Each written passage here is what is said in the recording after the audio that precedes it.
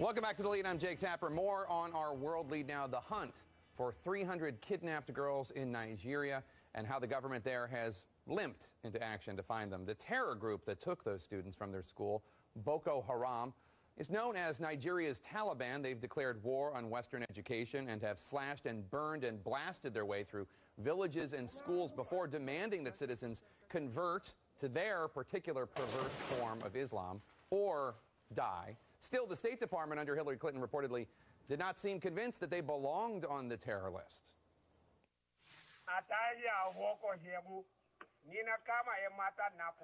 The Islamist extremists of Boko Haram have seized 276 schoolgirls and killed more than 300 others just in the last few weeks.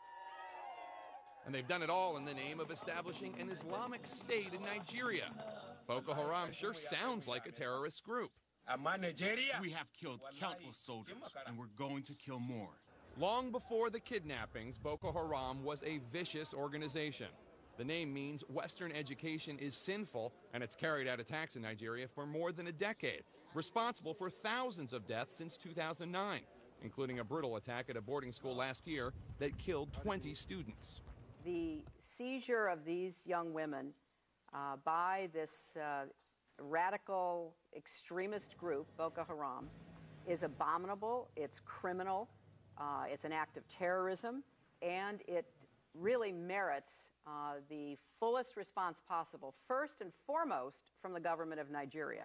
But Secretary of State Hillary Clinton's own State Department refused to designate Boko Haram as a terrorist group, even after the group bombed the United Nations headquarters in Abuja, and despite the urgings of the Justice Department, Pentagon, CIA, FBI, Capitol Hill, and even the White House's own counterterrorism officials.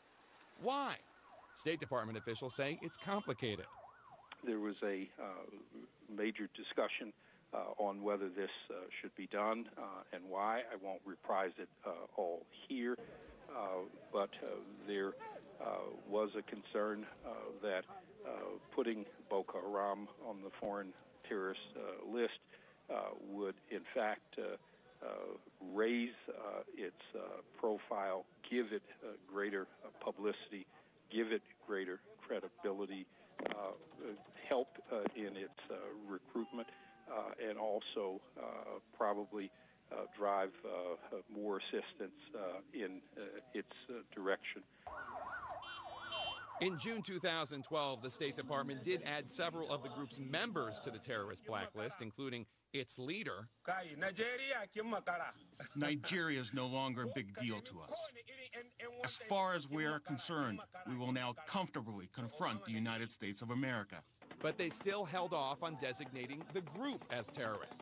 That year, a letter from Republican Congressman Patrick Meehan and Peter King urged Clinton to put Boko Haram on the terrorist list, warning of the group's, quote, rapid progression from a machete-wielding mob to a full-blown al-Qaeda affiliate. So we lost valuable time in a number of years, and for the life of me, I cannot understand why the Secretary of State did not want to designate Boko Haram as a foreign terrorist organization. Finally, last November, Secretary of State John Kerry put Boko Haram on the terrorist list. And while the finger-pointing is playing out in Washington, back in Nigeria, the desperate search to